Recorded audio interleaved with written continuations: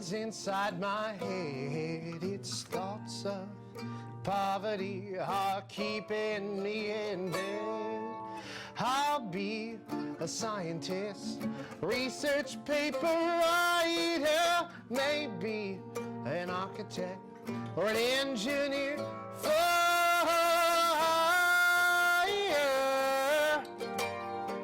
it'll get something better done. The world is my oyster. What worth the pearls?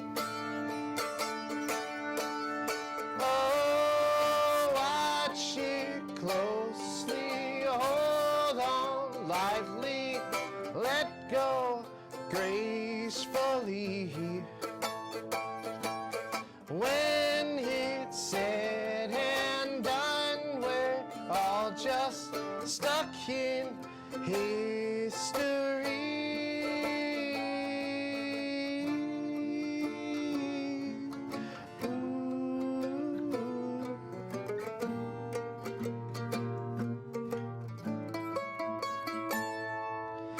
In specificity, problems compound, accenting the time.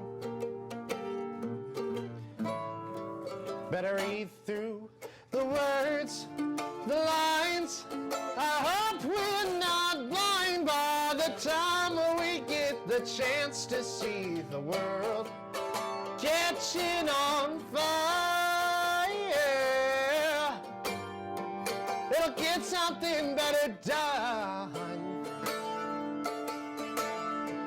And what is this poison? Covered the earth. Oh, watch it closely, hold on lightly, let go gracefully. When it's said and done, we're all just stuck in history.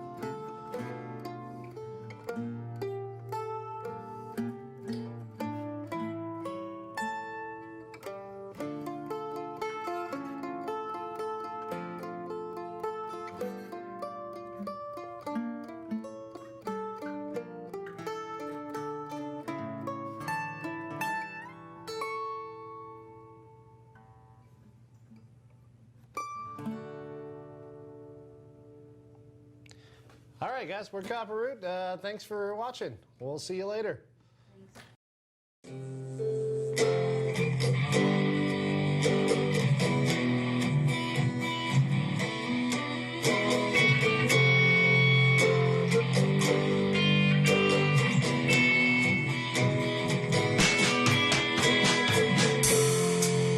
And they tell me, follow your dreams. And they say, do what you want, and money will come.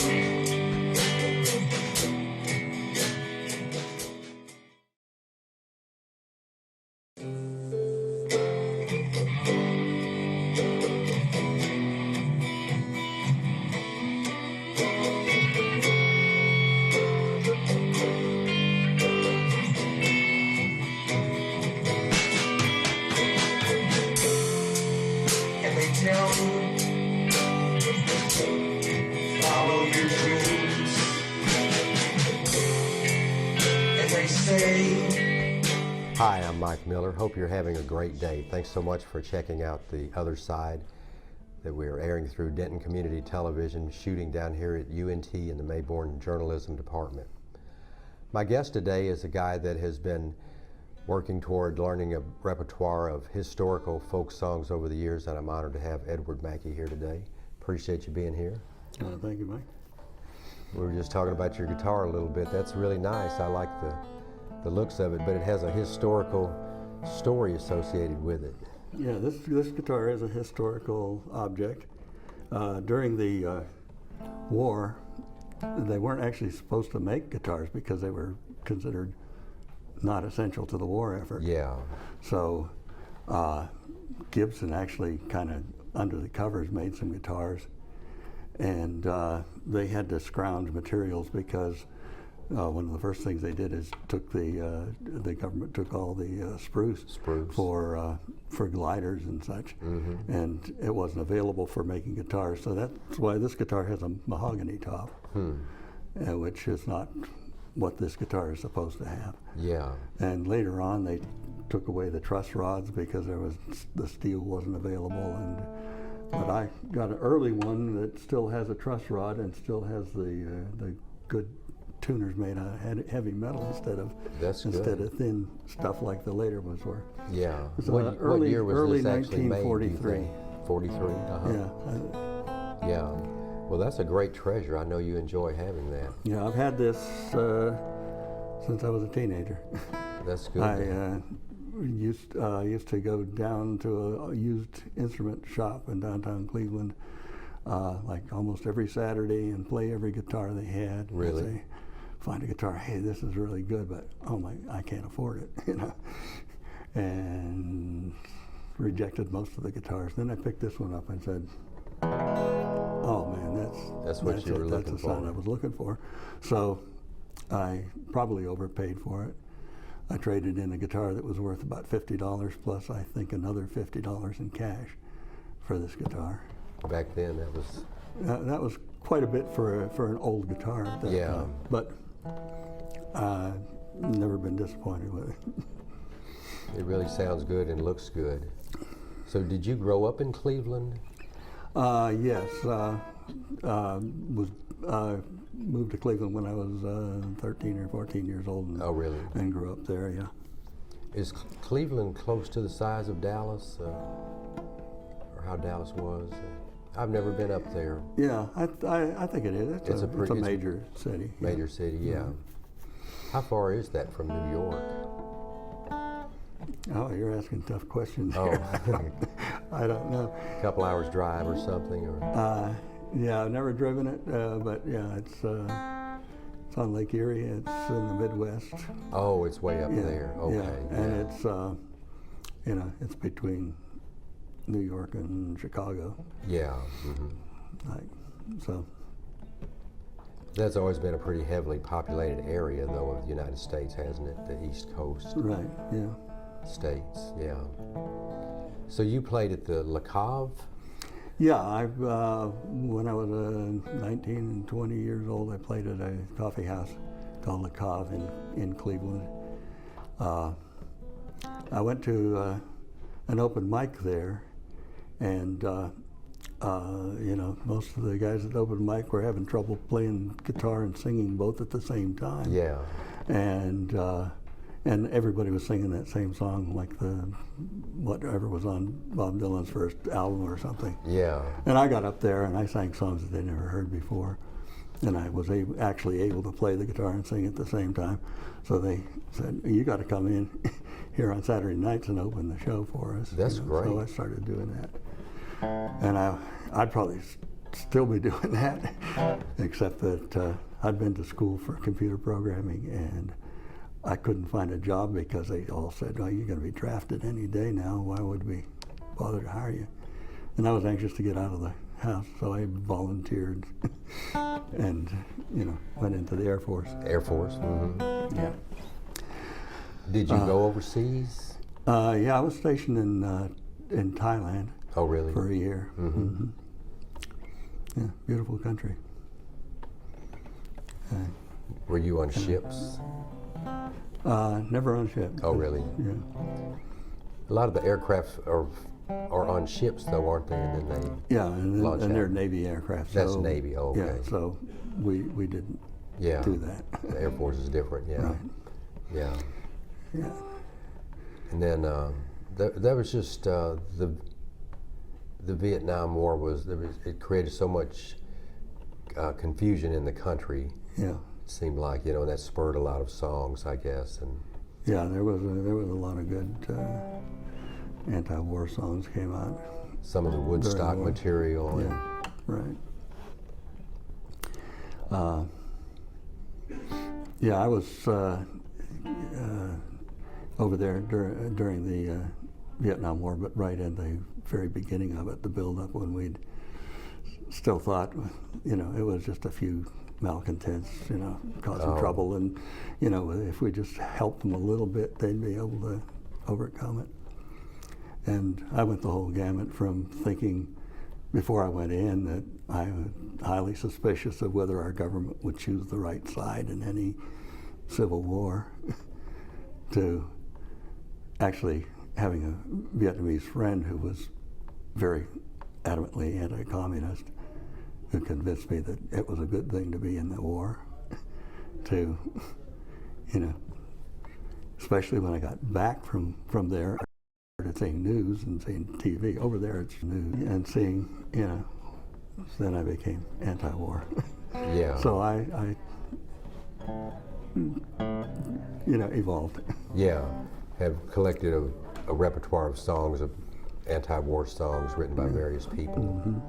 Mm-hmm. Yeah. And we have such turbulent times today, but there's just been so much turbulence over the history of mankind. It seems like, always conflicts going on, differing viewpoints, and I don't know, growth and development, and society's going downhill in various ways. But Yeah, I could sing an anti-war song actually. This will be a very old one. okay, be glad to hear that. It sounds like a parody of When Johnny Comes Marching Home, Yeah. but it appears that it's older than that. So maybe Johnny Comes Marching Home is a parody of this song. Oh, yeah. It's like the early 19th century, I think, Irish song. Really, yeah. We are guns and drums and drums and guns, hurroo, hurroo. We are guns and drums and drums and guns, hurroo. We are guns and drums and your drums and guns, the enemy nearly slew you. My darling lad, you look so bad, Johnny, I hardly knew you. Where are your legs that used to run, hurroo, hurroo? Where are your legs that used to run, hurroo? Where are your legs that used to run when first you went to carry a gun? Fear that your dancing days are done, Johnny, I hardly knew you. You haven't an arm, you haven't a leg, hurroo, hurroo. You haven't an arm, you haven't a leg, hurroo. You haven't an arm, you haven't a leg, you're an eyeless, boneless, chickenless egg. You'll have to be put on a bowl to beg, oh Johnny, I hardly knew you. Where are your eyes that look so mild, hurroo, hurroo? Where are your eyes that look so mild, hurroo? Where are your eyes that look so mild when first you had me heart beguiled? Why did you skedaddle from me and the child? Johnny, I hardly knew you. I'm happy for to see you home, hurroo, hurroo. I'm happy for to see you home, hurroo. Happy for to see you home from the island of Ceylon, so low and flesh, so pale and wan. Oh, Johnny, I hardly knew you. They're rolling out the guns again, hurroo, hurroo. They're rolling out the guns again, hurroo. They're rolling out the guns again, but they'll never take our sons again. They'll never take our sons again. Oh, Johnny, I'm swearing to you. Guess it's been a while. I flubbed a couple of chords there, but Oh, that's okay. you got the general idea. Yeah. But yeah, I've heard that song since I was a kid, and it's really a catchy melody. Yeah. Yeah, it's good. It just seemed like as Britain became powerful back a couple of hundred years ago, you know, they were trying to take over the world, and it just resulted in so Empire, many, so many young guys getting killed, and just a constant war with other countries and things like that. But Oh, I got another song about a, say, draft resistor. okay, Irishman that didn't want to join the King of England's army. I had a first cousin named Arthur McBride, and I took a stroll down by the seaside, seeking good fortune and what might betide, just as the day was a-dawning. Then after resting, we both took a tramp. We met Sergeant Harper and Corporal Tramp, besides the wee drummer who beat up our camp with his rowdy dow-dow in the morning. Says he, me young fellows, if you will enlist, a guinea you quickly shall have in your fist, and likewise a crown for to kick up the dust, and drink the king's health in the morning. And we've been such fools as to take the advance, for a wee bit of money we'd have to run chance, for you've got the scruples to send us to France, where we would be killed in the morning. Says he, me young fellows, if I hear one more word, it's instantly now I shall have with me sword, and into your bodies of strength would support, so now me gay devils take warning. Arthur and me, well, we took the odds, we gave 'em no chance for to launch out their swords, or whacking shillelaghs down over their heads, we paid 'em right smart in the morning. As for the wee drummer, we rifled his pouch, we made a football of his rowdy dow-dow, and into the ocean to rock and to roll, and barring the day it's returning. As for the rapier that hung by his side, we flung it as far as we could in the tide, to the devil I pitch you, says Arthur McBride, for swallowing our walk in the morning.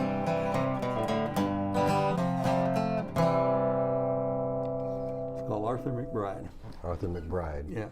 When was that song written? I have no idea. Really? But it's got to be 19th century anyway. It's not a modern song. Was it an Irish song? Yeah, it's Irish. And you do some Scottish material too? Yes, I do. I think my first interest was in finding the oldest ballads I could find. Oh, really? Yeah. And a lot of them come from the Child's collection of English and Scottish popular ballads. Really? And so a lot of those are kind of in a Scots dialect. They're more collected in Scotland.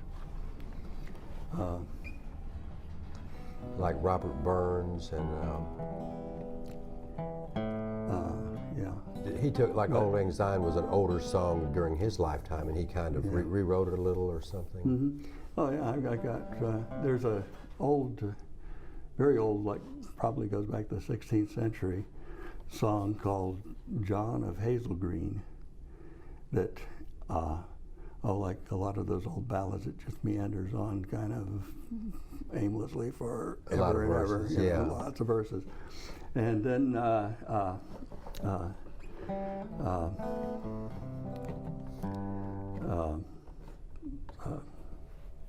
Scott took this song, and Sir Walter Scott took the song and reworked it and turned it into a very economical way of telling a story. Oh, really? A great little song. And I didn't know he wrote songs. well, he wrote poetry. I mean, Poetry, but he took yeah. took the old song, used a lot of the words from the song, but he made it much more efficient and economical and readable as a poem. And then if you put it to it fits the melody of the old ballad. So, and I just noticed recently, my wife watches these Hallmark movies, Oh yeah. and this would make a great Hallmark movie. Very romantic. Why weep ye by the tide, lady? Why weep ye by the tide? I'll wed ye to my youngest son, and ye shall be his bride. Ye shall be his bride, lady, say comely to be seen. But she's let the tears to fall for Jacques a Hazeldine. A chain of gold ye shall nae lack, nor canes to bind your hair, or managed hound, or mantle hawk, or palfrey fresh and fair. Ye, the foremost of them all, shall ride a forest queen, but she's let the teardin fall for Jacques a Hazeldine. Now let this woeful grief be done, and dry your cheeks a pale. Young Frank is chief o' Errington, and lad of Langley Dale. His step is first in peaceful hall, his sword in battle keen. But she's let the teardin fall for Jacques a Hazeldine. The kirk was decked at morning tide, the tapers glimmered fair. The priest and bridegroom wait the bride, the dame and knight are there. They sought her bathed by bower and hall, the lady was nae seen. She's o'er the border and the wall with Jacques a Hazeldine. She's o'er the border and the wall with Jacques a Hazeldine. That's really nice. I like that. Yeah, and with these historical songs, I love the way that they're promising her if she marries this nobleman that she'll have hounds for hunting, hawks for hunting, horses, gentle horses that are fresh and fair, all the things that a lady would want in the 16th century. 16th century, yeah. Yeah, when the nobility spent their time hunting, a lot of their time hunting. Now that's the century when the printing press had just come out, had been invented and was... I think so, yeah. And the King James Bible was... yeah, that's not, don't... 16-something, 1620. Yeah, I can't tell you. Don't promise you that I got the right date on that. But all the songs that I like were from people that didn't have any books, couldn't read. Yeah. They passed the songs down. Oral tradition. Orally. Yeah. Yeah. So it's, sometimes called illiterature, the literature of the illiterate. But they're the people that really know what's going on and are really experiencing what the government's doing to everybody. Yeah, and you get a perspective on history maybe from some of these songs. Yeah. You see, just seeing what was interesting to people at those times. Yeah. You don't look at these songs for historical facts that stand up to history, but you look at it for maybe the emotional content or the interest of the people. Yeah, how the people really felt. Yeah. Scotland, though, when did Scotland become a country? Way back, like 500 or 600 years ago, or? Oh, you're asking me. I know. I thought I'm interested in history, but I don't know. I mean, I should know that too, but I don't know. Yeah, but their folk songs have impacted the world, I guess, in ways. Yeah. Have you ever been over there to Scotland? I've never been to Scotland. I've been to Ireland a couple of times. I'd like to go to Scotland. We'll see if I have time to do that. Yeah, it takes time to do all this traveling. Yeah. Someday. See, I could do another song. Let's see. Here's a very old, if I can figure out what it is, very old Scottish song. Again, it's about the time of nights and that sort of thing. Yeah. There were 3 rains sat on a tree, down a down, hey down a down. They were as black as they might be, with a down. One of them said to his mate, "Oh, where shall we our breakfast take?" Down, derry, derry, derry, down, down. Down in yonder green field, down a down, hey down a down. There lies a knight slain under his shield, with a down. His hounds they lie down at his feet, so well they do their master keep. Down, derry, derry, derry, down, down. His hawks they fly so eagerly, down a down, hey down a down.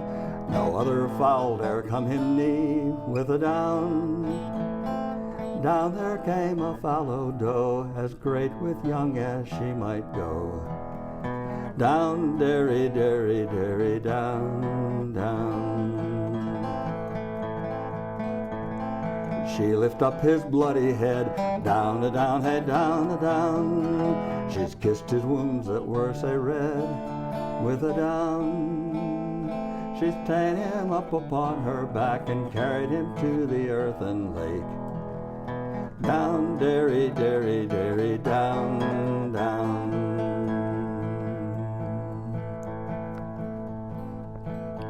She's buried him before the prime, down a down, hey down a down. She was dead herself ere in song time, with a down.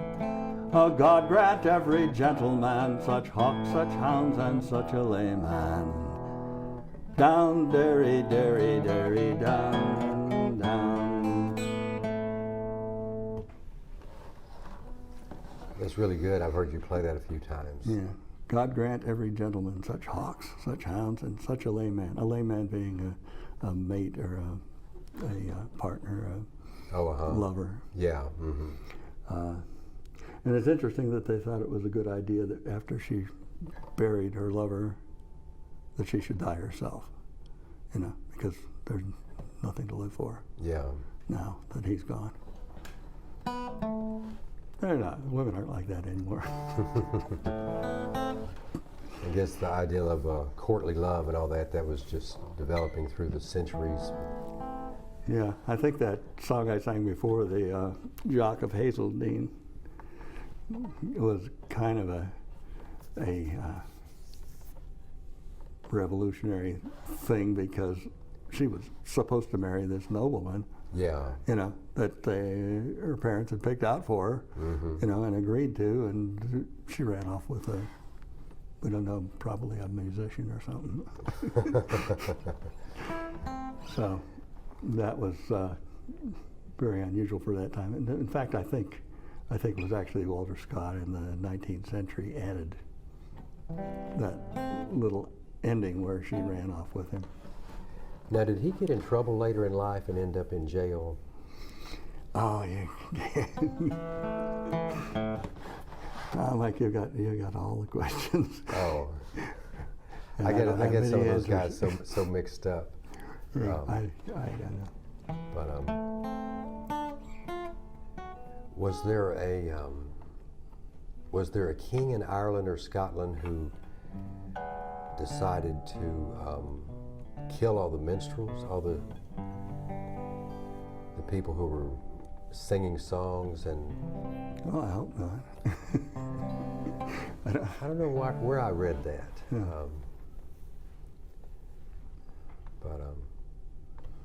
I guess the royalty didn't always agree with what the minstrels were saying, you know, in their songs. And was there? Oh, yeah. I thought I read a story about somebody who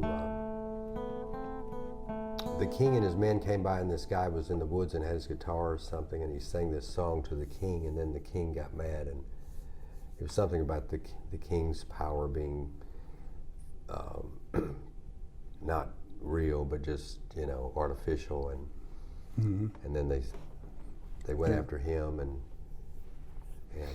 maybe I'm getting it mixed up with the Gypsy Poet, Matthew Arnold's Gypsy Poet. Yeah, but I think, I mean, kings at that time had that kind of absolute power. Yeah, the absolute You know, power. I don't yeah. like you. You know, they Yeah. had him. Yeah, So, yeah. although I read somewhere that a lot of times they tolerated only, you know, minstrels or people, clowns that would maybe make fun of them, but in a, you know, kind of a friendly way that they could tolerate that sometimes. Yeah. But you had to be very expert at that to be able to Yeah, very diplomatic. do that and save and keep your head. For sure.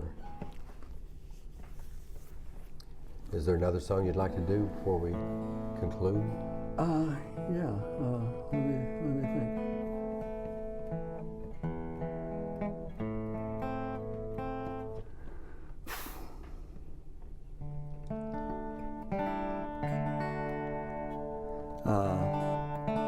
Here's a song from the days of Sail. I just did it the other day. From Liverpool to Frisco a roving I went to stay in that country, it was my intent.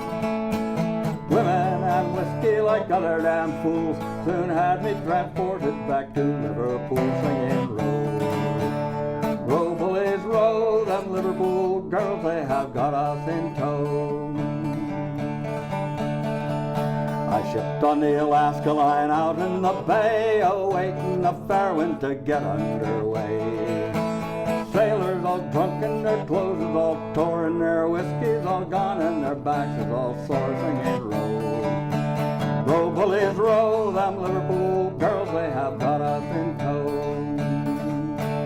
Here's to the mate with his jacket of blue, he's looking for work for the sailors to do. Tip top full halyards, they loudly does roar. It's lay aloft Paddy, a son of a horse, singing row. Row, bullies, row, them Liverpool girls, they have got us in tow. You remember the time we was crossing the line? Sure think on it now, and we had a good time. Having bows under, sailors all wet, we was doing 12 knots with the mainskysail set, singing row. Row, bullies, row, them Liverpool girls, they have got us in tow. Now we've arrived at the Bramley-Moore dock, the fair maids and lasses around us do flock. I think it's high time for to get up and dance, singing row. Row, bullies, row, them Liverpool girls, they have got us in tow.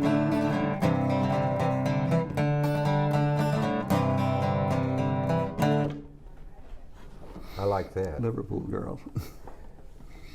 When was that written? The thing about a lot of these songs is just don't know for sure. They were written over a Generation. century, you know, generation. Yeah. So to even try to identify who wrote it is kind of a moot Defeats the thing point. because the guy that wrote it probably didn't sound like that when it was first written, because it evolved through you know, many different people that put their own twist on the song. Yeah.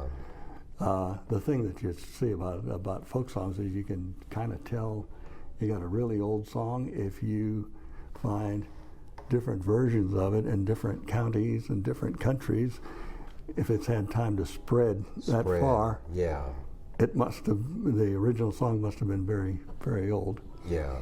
But to try to guess, I wish I could hear some of these songs in the 16th century. Yeah, recordings of those actual. Right, but they didn't have good recording equipment in those days. No. The cassette hadn't been invented yet. Yeah.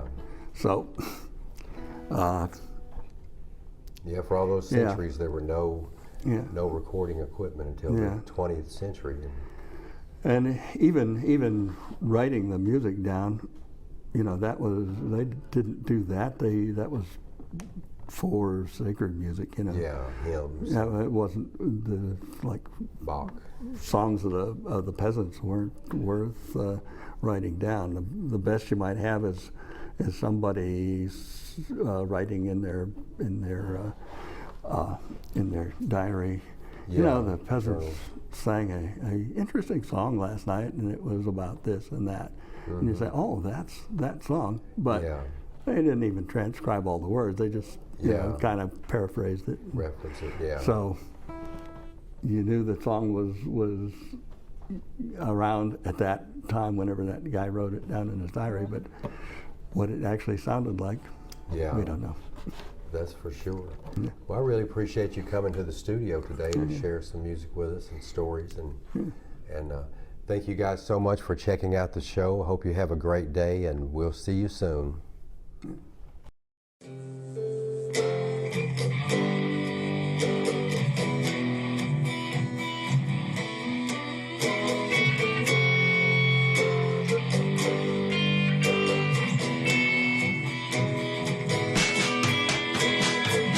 And they tell me,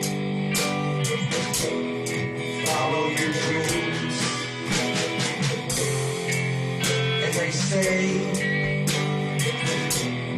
do what you want, and money will come.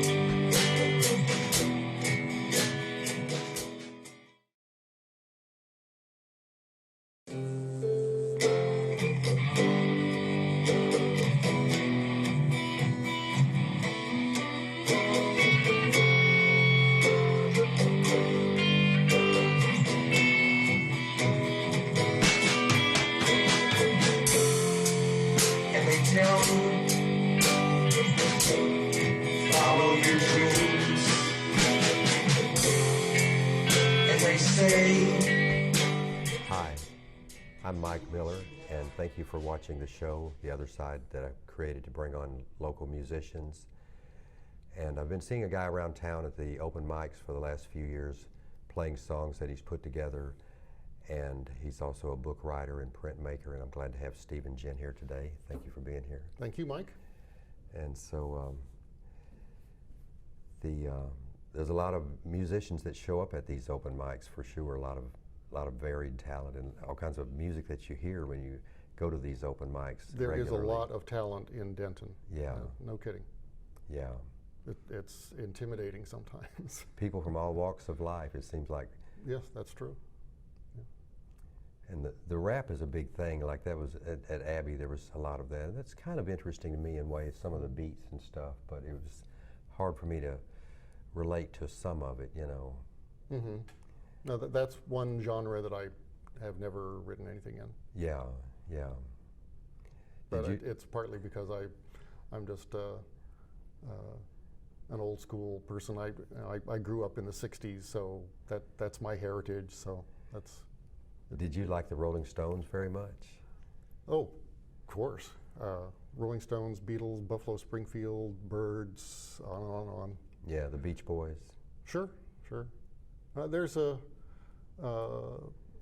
theory, I don't know how much psychological evidence there is for it, but it basically says that the music that you listened to when you were in your mid to late teens is the music that will stick with you the rest of your life. Yeah, Because that's just such a formative phase of your life that has a lot to do with what kind of a person you become, and that music is just you absorb it, and that's the music that means the most to you as long as you live. And that's like I would at least say that I'm a good example of it, because I still have my LPs from that period. I listen to them now and then. And I don't know if I should. Sometimes I feel sorry for people in the current generations, the music that they grew up listening to. I don't know.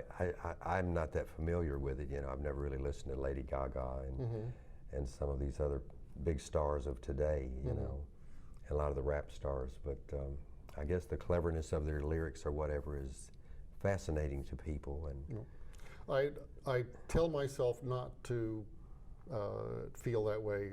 I tell myself not to feel sorry for people who didn't grow up when I did. Yeah. With my music. Yeah, because they make fun of it sometimes. It's their music and I have my music, so Yeah. I don't have a problem with that. Yeah. I'm completely out of touch with their music anyway, so I'm not really in a position to critique it one way or the other. I found this out when I took the online test to be a contestant on Jeopardy! Really? And I did great, except when it came to contemporary pop culture. Oh. I just crashed and burned. I didn't know anything. So I appreciate the fact that I'm obsolete. That's okay. I have the music that I enjoy, and if I'm not keeping up with everything that's happening today, that's all right. Are you familiar with iHeartRadio? Vaguely. Yeah. Well, I don't know much about it myself. No. But No. So we're both just confirming our ignorance. What are you going to do? But some bands have continued on, like the Stones. They still draw really big crowds. They do. And Paul McCartney is still touring. And I shouldn't say, he wouldn't appreciate hearing me say this, but I really enjoy the fact that in his more recent tours, he's been doing lots and lots of Beatles songs. He's not doing so much of the Wings material. Yeah. He's doing Beatles tunes, and he and the band that he's touring with really just knock them out of the park. It's fun to watch them. What does he call his current band? I It's don't not even Wings, know. though. I think he just tours as Paul McCartney, and they're his backup musicians. I don't know that they have a name, but I'm not sure about that. Yeah. But I've watched some of the more recent concerts on YouTube, and they're just delightful. They're playing tunes that go all the way back to the beginning, like the first Beatles LP. They do a tune called Please Please Me, which was one of their really big, like their first or second #1 single. Yeah. And people in the crowd are singing along. And these are people who weren't alive when that song came out. So it's not like they remember it from their youth. Yeah. They have heard it. That is good that they go back and check that out. Yeah. Oh, it's really fun to watch. And I read somewhere that he released a record not long ago and he used auto-tune, and he was being criticized for that, And I hadn't heard about that. I don't think he needs auto-tune. I think he has pretty good pitch already. Yeah. I guess it gives you a certain sound Yes, to it be does. singing through that. Right. Yeah. Right. Yeah. But I don't know if it's computers, drum machines, or what that's kind of added so many elements to music when before it was like stringed guitars and basses and singing and pianos and. Right. It was all live instruments. Yeah. Nothing electronic. And the looping, they say James Brown's drummer's been looped, sampled so many times, But I guess that's that's a compliment to him for sure that he had that good funky beat going on. Right. And then you have all those duets albums where somebody records a duet with someone who's dead. Just to, I don't know if it's because they wish they could have performed with that person when they were still alive or what, but. How are they doing that? With old records? I guess. Really? Yeah, they just sing along with an old recording and have a second vocal part to go with it. Really? I haven't heard about that. There's songs on the radio like that these days. I haven't heard one recently. There was sort of a flurry of them, maybe 10, 15 years ago. I don't know that people are still doing that. Yeah, who was doing that? I don't even remember now. It was, I don't tend to listen a lot to singers. I tend to listen to bands. Yeah. So these would be people that wouldn't be in my main focus musically, so I don't remember that clearly now. Did you like songwriters like John Denver? Not my number one. I think Lennon and McCartney are the most insanely talented songwriting duo that certainly in the entire 20th century. Yeah. I just don't see who could touch them. They were really talented. Yeah. And Lennon had a cool rock and roll voice, it seemed. He did. He had a very distinctive voice. McCartney just had this insane range. Yeah. He could just get way up there. Mm-hmm. And so a lot of the times he would take the high part of the harmony, and Lennon would sing farther down because he couldn't get quite up there. Yeah. But yes, they both had very distinctive and very listenable voices, to be sure. And you were saying you saw a documentary about Bruce Springsteen? Was I saying that? Was it a documentary? Earlier. I'm trying to remember what you're referring to. Bruce Springsteen, something. The on Broadway. Oh, I have not seen that show. I Oh. understand that there is a Springsteen musical now, but I haven't seen it. Okay, like he's a solo artist, just Right. talking Right. and playing. Yeah. Yeah, I haven't seen it. Well, he's had quite a career, but He's been around for a while, yeah. and I'm dating myself when I say that I liked his early material better. There was an album called Greetings from Asbury Park, and the one after that was something about the E Street Shuffle. I can't remember the complete title, but that's the Springsteen that I remember most fondly, and I'm sure he would say, well, who cares? But up there in the New Jersey area, are there are a lot of factories in that area? Must be, Northeast, sure. yeah. That whole Seemed like he talked about. the whole Rust Belt. Yeah. And that's what a lot of his material is about, is the good and bad times of being a blue collar worker. Yeah, getting laid off and things Right, like that. right. And you still have bills to pay. Mhm.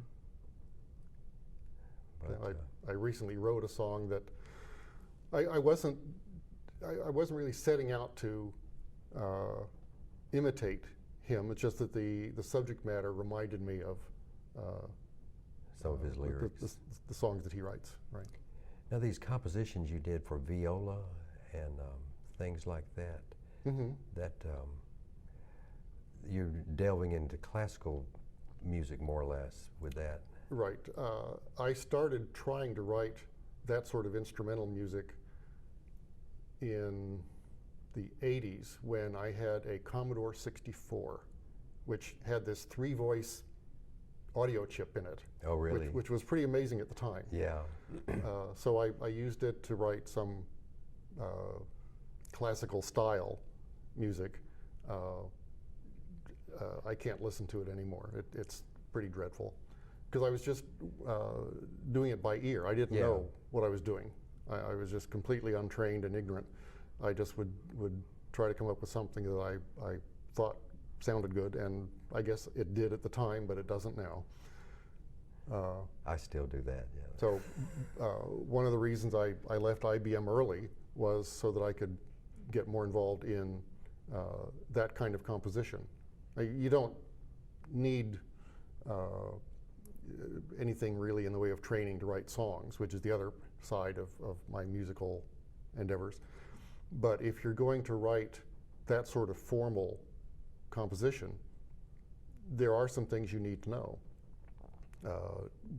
Doing it by ear, you're going to waste a lot of time, and that's what I did for years. Then, As far as like the form and structure of classical no, the harmony, how different parts work together. harmony, yeah. Instrumentation, what instruments, what sort of timbres complement each other and what sort of timbres jar with each other. So when I left IBM, not long after that, I started to study music theory. And then that eventually led me to move to Denton, where I studied composition and orchestration and that whole side here at UNT. I read something one time about there was something that, like the devil's interval or something that Yes. the churches were concerned about. The tritone. Tritone. Yes. Which is just completely ordinary To us. today. It doesn't sound discordant or alien or anything. But yes, there was a period when it was, I'm not sure it was absolutely forbidden, but it was certainly not accepted. And now it's nothing at all. I think Kurt Cobain had that going on, really. Well, in one of his big hits. Yes, but even back in Prior to that. even in Baroque music, certainly by the time of the Romantics Yeah. and the classical era, that was it's Common. just it's basically unavoidable. Yeah. There's some natural progressions that are going to lead you there, and so you really can't fight it. Is it the perfect fourth, though? It's an augmented fourth or diminished fifth, Diminished fifth. whichever way you want to look at it, because it's 3 whole steps. 3 whole steps. Right. So a perfect fourth would be 2 whole steps and then a half step. Okay. Right. Though, I guess. It is, but typically it leads you to something else. It has to resolve. It resolves to a different interval, which is more mellifluous, I guess. Yeah. Well, I appreciate you coming down today and look forward to hearing you play some music for us. Me too. And you guys stay tuned to check out Stephen Gent playing some songs for you. Thank you so much for watching and have a great day. Hello, everybody. My name is Stephen Gent. I really appreciate the opportunity that Mike has given me to play a few of my songs for you. These will all be originals. So the first one, the first line of this song is literally true. I was driving from Denton to my mother's place in Pennsylvania, and just west of Nashville, my car just completely died. There was nothing that could be done for it. I never saw the car again. I left it there and rented a car and continued my trip. So I donated it to the Nashville Public TV station, and I got a letter from them later on saying that they were very happy to have auctioned it off for $200. So that tells you what state the car was in by the time I left it. And I realized that if your car breaks down in Nashville, the songwriter's code requires that you write a song about it, a country song, country western song. If it happens in Memphis, you have to write a blues song. If it happens in New Orleans, you probably have to write a Dixieland song, I don't know. So I just decided I should write a little country tune about losing my car in Nashville. So the first line is true. After that, it's all just fantasy.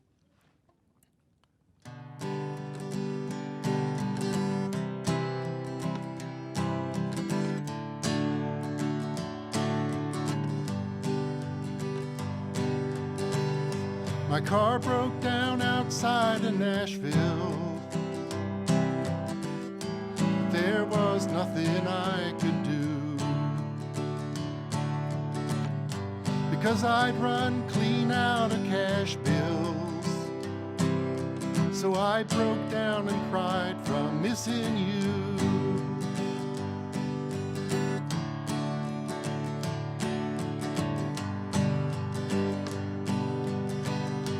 Thought you'd wait for me in Nashville. I should have known you'd be untrue, 'cause it ain't like you to be bashful about taking up with someone new.